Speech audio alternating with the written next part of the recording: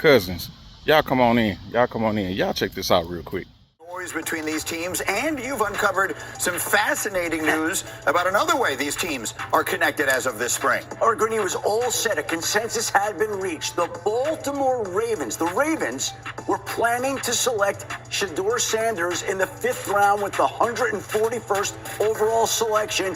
But when he found out, he got word back to the Ravens that he preferred not to go to a place where he would be competing and backing up Lamar Jackson. He wanted to be in a place that he could play. And so when the Ravens got that message, they pivoted, went a different direction with the 141st overall selection. And 3 picks later, the Cleveland Browns selected Sheduer Sanders, who will be in Baltimore today, where he could have been spending his NFL career if he were willing to back up Lamar Jackson. Preferred not to do that. And so Sheduer Sanders will make that trip to Baltimore today. Could have been a Raven, but he's a Brown, 3rd string on the depth chart, Greeny. Shefty, I mean, the intrigue of Sheduer Sanders and the story of that weekend of the draft just sort of never ends. And so here we hear this, that he chose not to go to Baltimore. Teddy, reaction?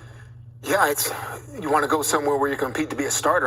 That's me. I mean, I don't play quarterback, but I hear that. Listen, I just want to go to any team where I can compete, being behind Lamar Jackson, or I just want to be a starter. Where can I compete to be a starter? I think that's what Sheduer was thinking there. Does it make sense to you, Randy, for him to say, Lamar's there, he's going to be there for a decade, it's not a place I'm going to get a chance to play? Do you think it's a sensible choice? Let me piggyback off of Teddy. You talk about Lamar Jackson's going to be probably retired with this organization. So if the backup does get in, he's in for garbage time. So I can see why Sheduer Sanders made that decision. I want to go compete for a job and get out there and play as a rookie. Yeah. I think this is insane, right? Like, if this is true, I think this is crazy, right? At this point, you're in the 5th round. I understand you had higher hopes, but you've dropped to the 5th round, and you're thinking about being a starting quarterback the next year. I think this is incredibly short-sighted. Like, if you're in this situation, you want to go to an organization that is going to develop you, right? Here you have the Baltimore Ravens, the model of stability in the NFL. This regime's been together for how many decades now? And actually has a track record to develop quarterbacks. Joe Flacco, Lamar, right?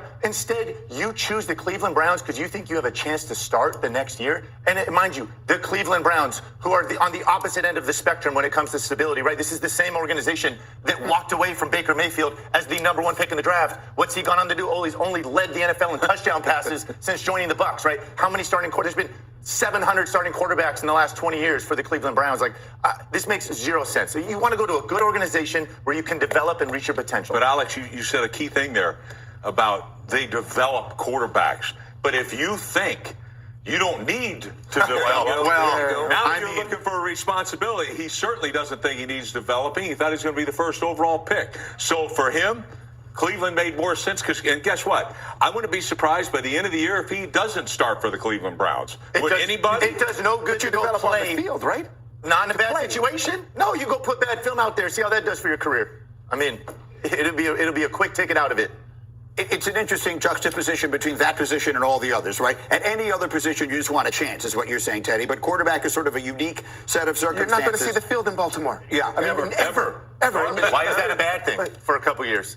Because you can't play. No, get out of here. Lamar Jackson is not a couple of years. I'm talking about maybe 8 not to even 10 2, plus. yeah. As a 5th-round pick, he's only signing a 3-year contract, right? You go learn for a few years, you get better at your game. The wake-up call of, hey, I am a 5th-round pick. I'm not a finished product. So lastly, I need to get better. So lastly with this, if he signed a 3-year deal with the Cleveland Browns, do you expect to see him on the field within those 3 years? Oh, he probably will. Okay. He might. Okay. But if he would have signed a 3-year deal with the Baltimore Ravens, would you expect to see him on the field within 3 years? I mean, hopefully not. Hopefully Lamar's playing. He plays in the preseason. He gets better every year, and then he goes out and proves himself later when he's more prepared to have success. And maybe tries to become the next Sam Darnold or Baker Mayfield or someone who finds success in their next stop. It's an interesting decision. Again, endlessly interesting what happened with Sheduer. So pay attention to the narratives of what's going on, man. They are trying to twist this thing about Sheduer just so they can try to save face. And who is they? I'm really not sure. I'm trying to figure it out. I think it's the Browns. But what benefit do the Ravens have with coming out with something like this and leaking to Adam Schefter? None at all. You know what I mean? It's, the draft was back in April, and here we are in September. You know what I'm saying? Week 2 of the season, and this report comes out like this. Number 2, what's there to gain, right? Like, what's really there to gain? This report comes out, and the only thing that it can do is make Sheduer make him look bad for those that are uninformed, that don't really pay attention or read through the lines, you know what I'm saying, or read between the lines. Like, the reality of the situation is Sheduer can't pick who drafts him.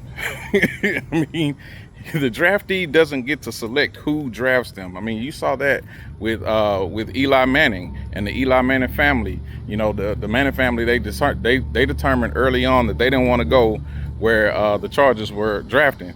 And so, you know, the Chargers still drafted him.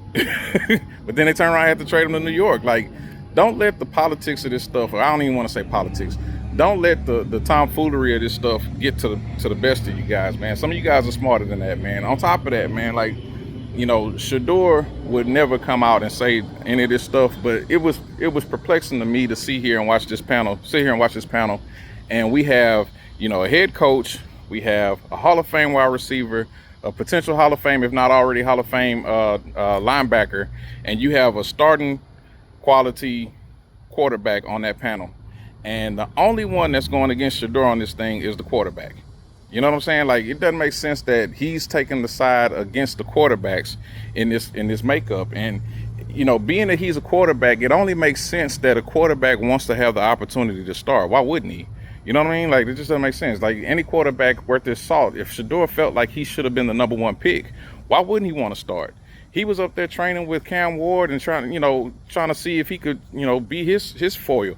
Like, why wouldn't he want to start against? It just doesn't make sense, man. You go to Baltimore, you stuck behind a Hall of Fame quarterback, and you're stuck until whenever he gives up his time. Like, that position is his until he's done. You know what I'm saying? So why would he waste his years? Because every year there's new quarterbacks coming out. There's new talent coming out every single year.